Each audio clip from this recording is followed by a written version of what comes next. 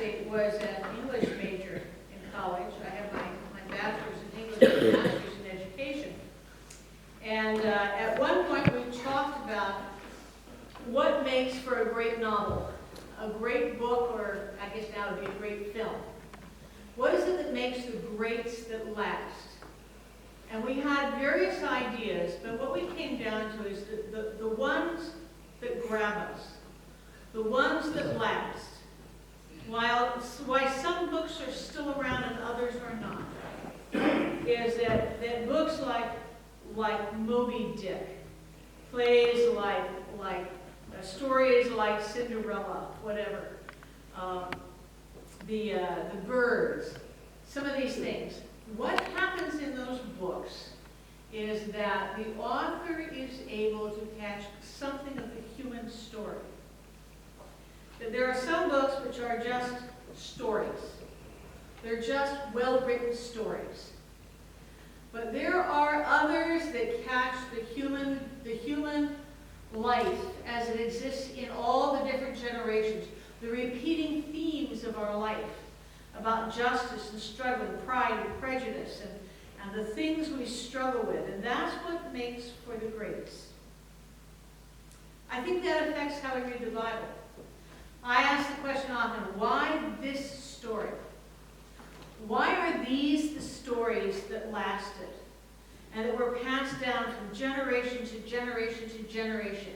Why, 50 years after Jesus, when they wrote the stories, were these the stories that lasted?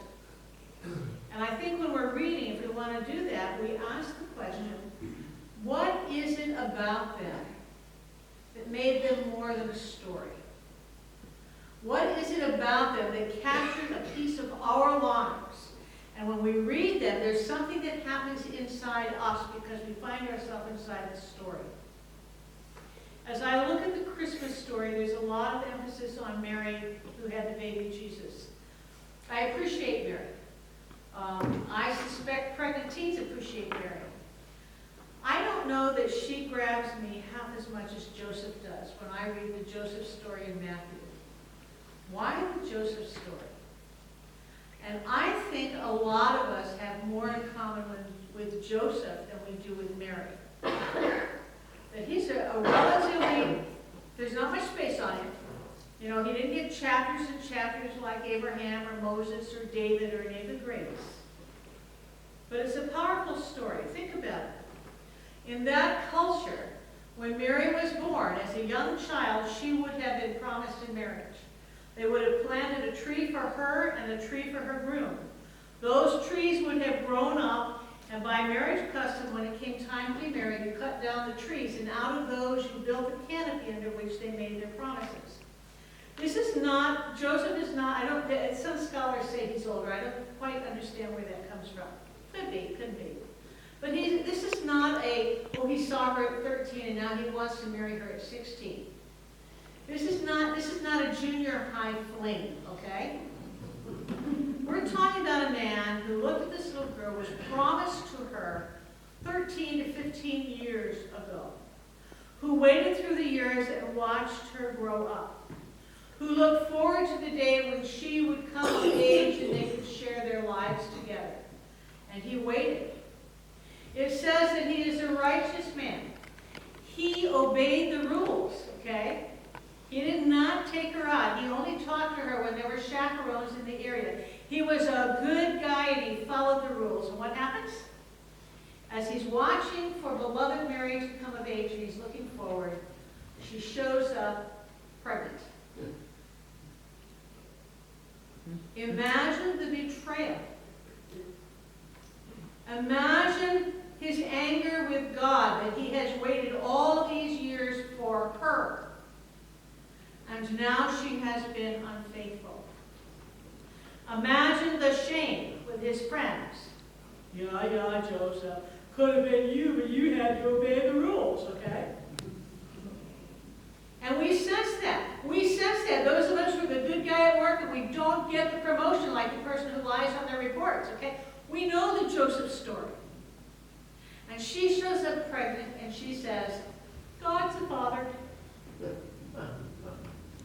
Now my translation, this translation says, he was a righteous man. My Bible at home, because you translate these words, says he was a just man. My translation uses the word just.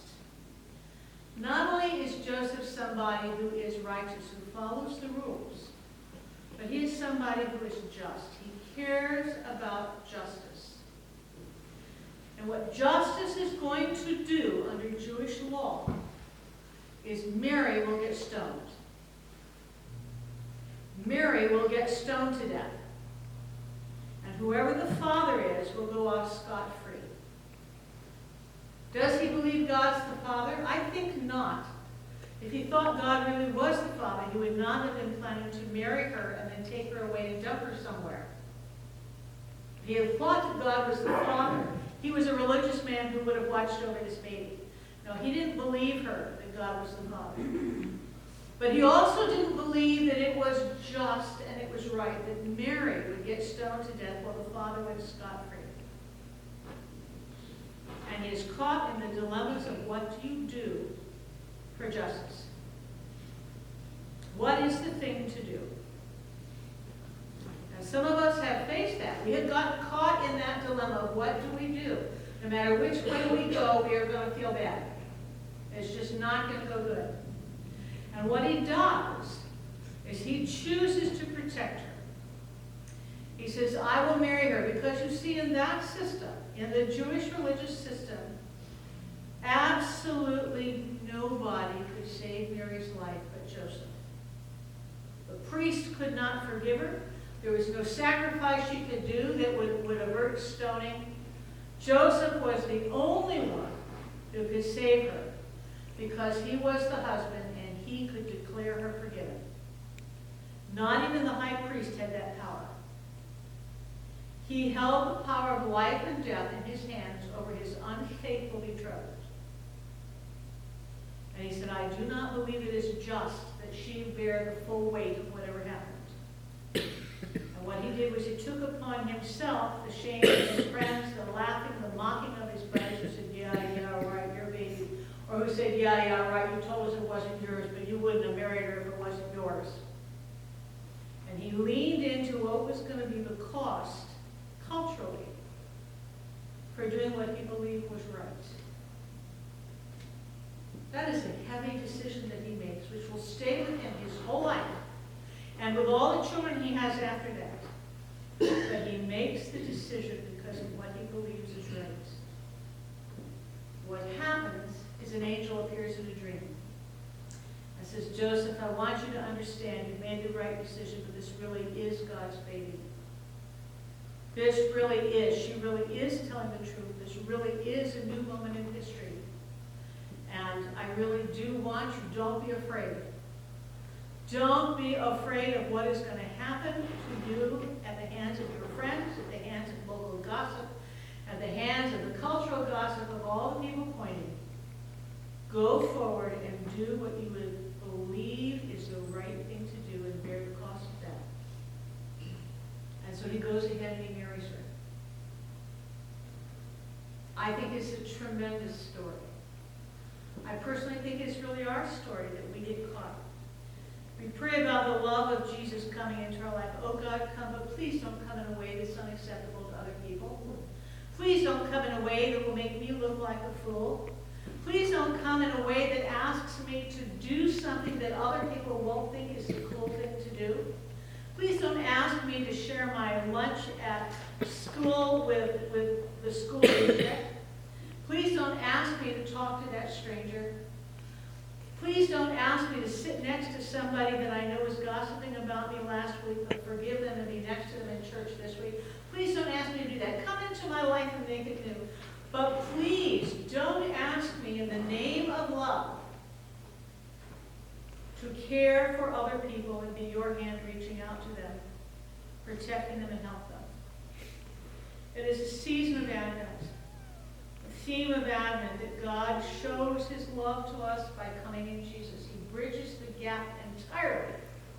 He bridges the gap that we will never fully understand. And he says, I know, I got it. You don't understand completely, but that's okay. I'm going to appear in Jesus, and you just trust what you can see in Jesus. That's okay with me. Go for that. see in Jesus, we trust God so much more than that. But God shows his love. God in love calls us to make changes, to be open, and that love actually changes us when he comes. And I think the story of Joseph is that God's love calls us not just to celebrate that we're pregnant and God has chosen us to bear the son, so to speak, but that God's love calls us to care for other people. That's why you got the tree downstairs with stuff on it. That's why you collect the mittens and hats. That's why we give to World Hunger. That's why you have a preschool. That's why we do it, because we have been loved by Almighty God and Jesus Christ. And that love calls us to be Joseph in the world. Most of us are background preachers like Joseph. We're never going to be the stars on TV. We're never going to make the news. We are Joseph. I think Joseph is the story of a lot of us, where we simply are doing our best to follow God and to care.